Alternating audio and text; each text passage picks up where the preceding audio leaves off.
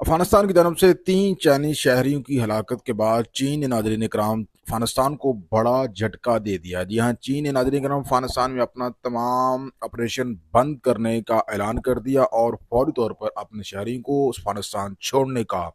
اعلان کر دیا، اور ساتھ ساتھ وہ تمام کمپنی جو افغانستان میں اس وقت کام کر رہی ہیں ان کو بھی اپنے دفاتر بند کر کے افغانستان چھوڑنے کا حکم دے دیا گیا ہے۔ ناظرین اکرام، یہ اقدام اس وقت سامنے آیا چین کی جانب سے جب گزشتہ دنوں افغانستان کی جانب سے ڈرون حملہ کیا گیا تاجکستان میں، اور تاجکستان میں چینی کمپنی کو نشانہ بنایا گیا، جہاں پہ 3 چینی شہری جو ہے وہ ہلاک ہو گئے، جس کے بعد چین کی جانب سے ناظرین کرام اس واقعے کے اوپر سخت رد عمل سامنے آیا۔ چین کی جانب سے اپنے شہریوں کو ہدایت کی گئی ہے کہ وہ نہ صرف افغانستان چھوڑیں بلکہ افغانستان اور تاجکستان کی سرحد کو بھی فوری طور پر ایووکیٹ کر کے کسی محفوظ جگہ پر منتقل ہو جائے۔ اس واقعے سے ناظرین کرام افغانستان کو بہت گہرا دھچکا لگنے والا ہے، کیونکہ افغانستان میں مختلف شعبوں میں چینی کمپنی جو ہے وہ کام کر رہی ہیں۔ خاص طور پہ وہ سی پیک سے جڑے منصوبوں کے اوپر کام کرنے کی منصوبہ بندی کر رہی تھی، افغانیوں کو فیسیلیٹیٹ کر رہی تھی، لیکن آپ اندازہ لگا لیں کہ چینی شہریوں کو ہی جو ہے نہیں بخشا گیا افغانستان کی جانب سے۔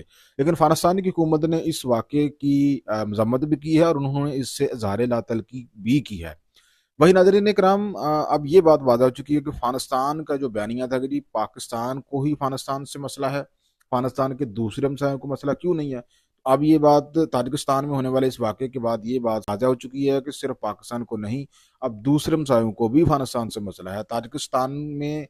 کام کرنے والی چینی کمپنی کو افغانستان کی جانب سے ڈرون حملہ جو ہے وہ کر کے نشانہ بنایا گیا اور اس میں 3 چینی نیشنلز کی ہلاکت ہوئی، جس کے بعد چین کی جانب سے اتنا سخت رد عمل سامنے آیا۔ پہلے انہوں نے پاکستان کے ساتھ پنگا لیا اور تجارت بند کروائی اور اپنی عوام کو بھوکا مروا رہے ہیں، اور اب مہنگے روٹس استعمال کر کے تجارت کرنے جا رہے ہیں۔ یہی نہیں ناظرین اکرام، افغانیوں نے امریکن کے ساتھ بھی بگاڑ دیا۔ امریکہ کے وائٹ ہاؤس کے باہر نیشنل گارڈز کو ہلاک کرنے والے شہری کا تعلق